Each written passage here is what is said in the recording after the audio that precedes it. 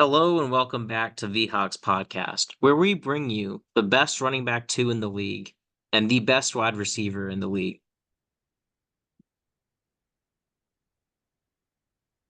Bro, why did you make it 6 through 10? Or 4? Okay. Um, Because you have three teams tied for one, yep, then it would be four, and then six, sure. seven, eight, nine, 10. Have you never watched golf before? I just preferred it my way. So, because they're all tied, my opinion. Well, it's not So, like the Vikings would be second place. no, they're not second. They're in the second tier. I have a tier system now. Oh my God. For this week. I mean, so I have a new number one, the Eagles. They have not shown any weakness as of late. The Lions are getting too battered on defense, and their offense has been sputtering. Um, as of late, they put up 24 against the Colts and 23 against the Bears, so no longer having 50 burgers anymore. And then the Bills also just winning big in most games, um, including against the Chiefs. And they're just in it. They're all those three teams are in a league of their own. They're complete juggernauts. And then you've got the Vikings and Chiefs who have amazing records, also in the top five of records with the Eagles, Lions, and Bills. But the Vikings, like I said in the prediction or the reactions video, the Vikings find ways to close games, or they actually go down the field, march down the field, and win the game, whereas the Chiefs get bailed out by the stupidity of their opponents or by luck. Um, the Chiefs are the 2022 Minnesota Vikings, in my opinion, except they'll actually get it done in the playoffs. This Vikings team is much different. I think we'll win at least one playoff game. Um, and I'm excited to see what goes on. And then the Steelers are just a tiny amount below, just because I can't argue with the Chiefs' record.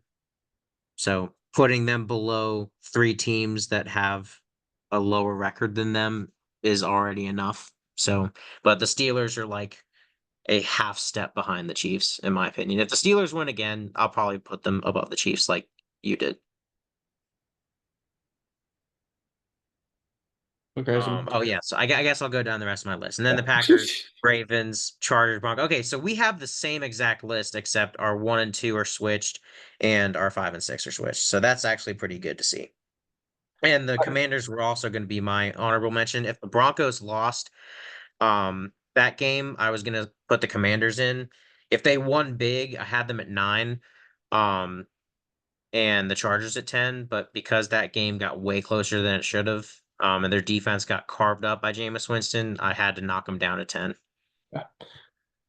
Chargers have mostly been able to stay consistent. They just haven't been able to get over the hump against good teams just because it's like how you and me both agreed at the beginning of the year. They just don't have the wide receiver core to be in a shootout. They needed to be a slow game, drawn out, run game down your throat.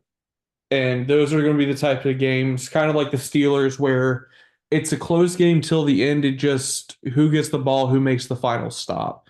And sometimes you lose those games, sometimes you win those games. The Chargers have kind of been on that type of scale, but most of the teams they lose to have been some of the top teams. Um, Losing to the Ravens, losing to the Chiefs, stuff like that. And Commanders, just want to give them an honorable mention. We've been saying for the past couple of weeks they just needed to bounce back. They finally find it and move on. Eagles, I put in front of the Bills just because the Bills got absolutely torched against the Ravens earlier in the year. Eagles were actually able to beat the Ravens. So going off of that, Steelers, Chiefs. The Chiefs, believe it or not, only scored about 26 points against the Bengals at the Hmm. or at home. And then at the Bengals, the Steelers score 44. Yeah. Um, yeah, the Bengals scored more against the Steelers, but whatever. Um, right now, I just feel like the Steelers' defense is a bit better than the Chiefs, and Mm, this is I don't know. opinions. That's division weirdness, I feel like a little bit, but I mean, there's an argument that could be made. I feel like the Chiefs defense is the identity of that team this year because it Oh, it certainly isn't definitely is their because it's offense. not their offense. So, yeah, but I mean, their whole point has been winning close games, and the ones that they don't win because of luck are because of their defense. And they haven't really been involved in high scoring affairs this season. So, Okay, let's just say compare both rosters. Who has the best defensive player? I get it's a team game. Just answer the question. mm,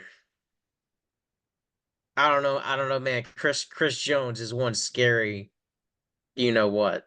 Okay, who are you Um, giving DPOY to if it's just those two teams?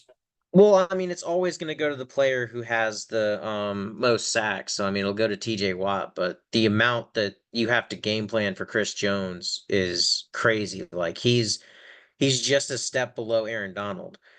Um, like teams had to game plan so much for Aaron Donald. They do almost as much for Chris Jones. Like the dude changes blocking But they assignments. don't have to for TJ Watt. They double him.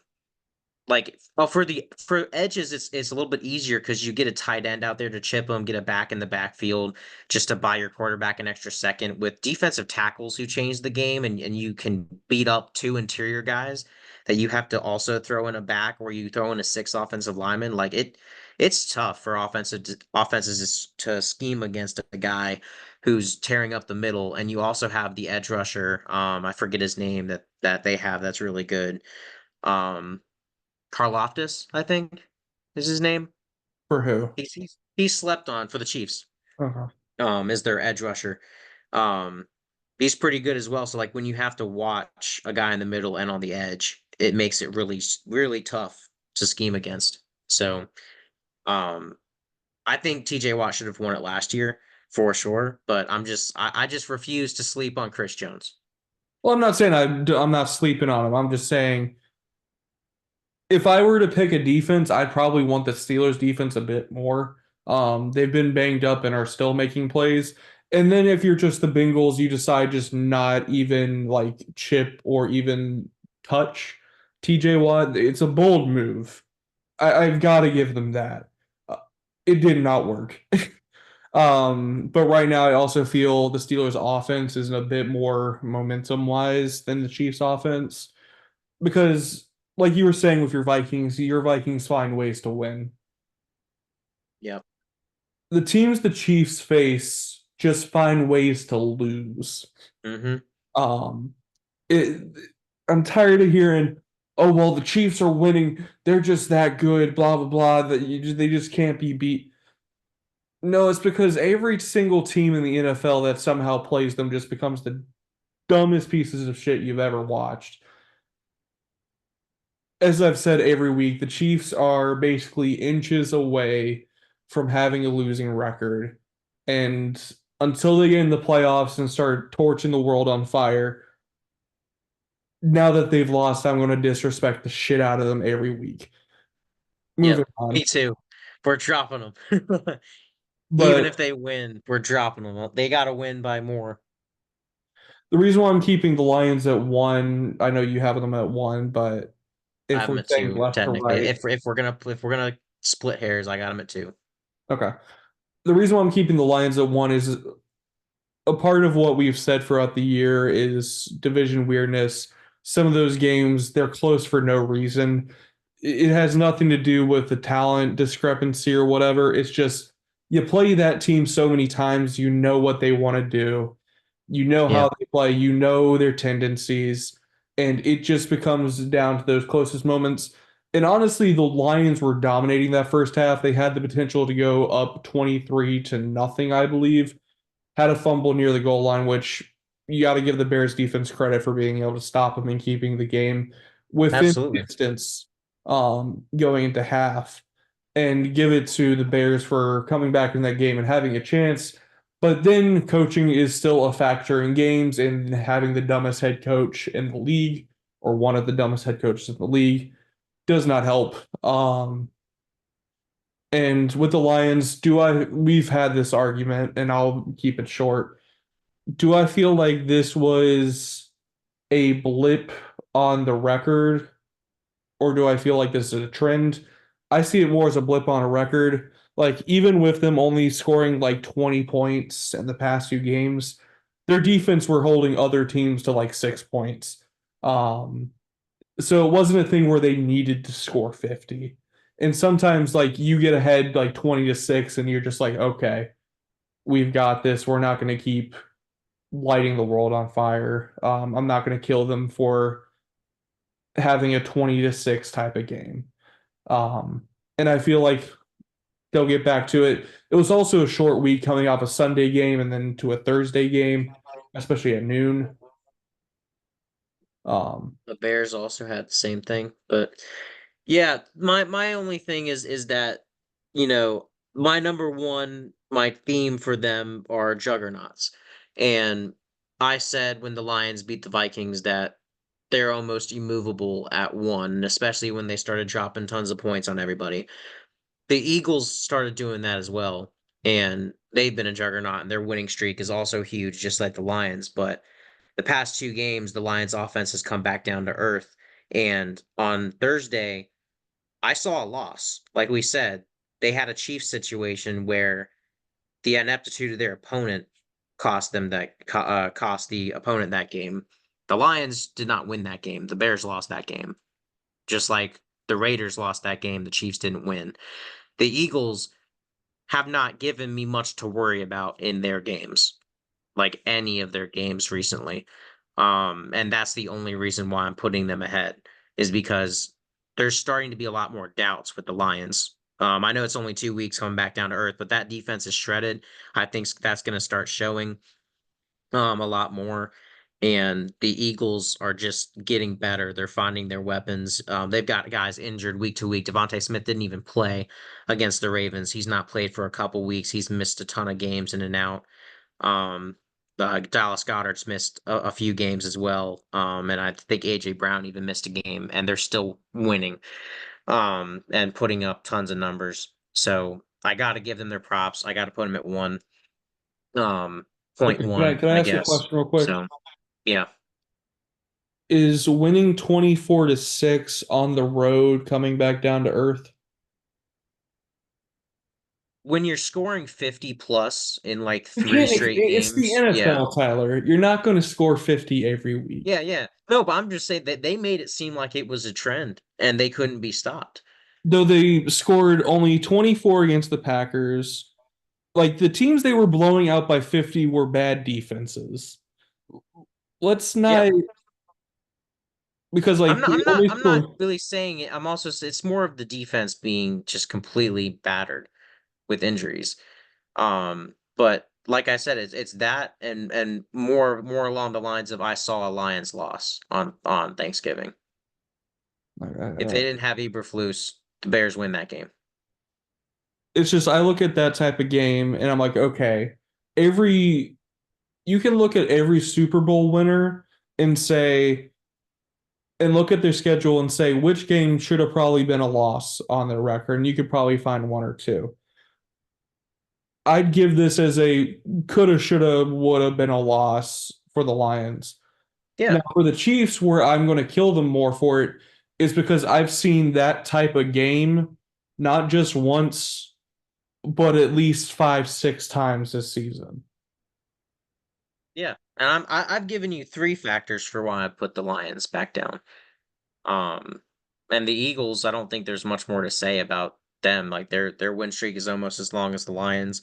The record's almost one less, but they've looked basically unbeatable as well. Um, so I mean, I don't know. It's more of just what I've seen of late. I mean, as we've both talked about, the ranking should kind of be like what we saw this week and factoring in overall as well. And this past week, the Eagles looked much better to me than the Lions did. I mean, the Eagles were also on the road against a very good team. So I mean, I'm just gonna give them their props. I mean, I just feel like it's due. So I feel like I also slighted them earlier in the season. I feel like both of us kind of just like we're waiting for the Eagles to find their groove, because they looked wishy-washy for those first 4 or 5 weeks. And since then they've been tearing the world on fire. So I Well, mean, just to close things off, and then I'll leave you for final comments before we go. I think at the beginning of the season, I feel like I don't think we were wrong in doubting them just because of how bad last year went. And honestly, yeah, this is around the same time last year where they just started to fall apart. So it's going to be interesting to see how they do the rest of the season.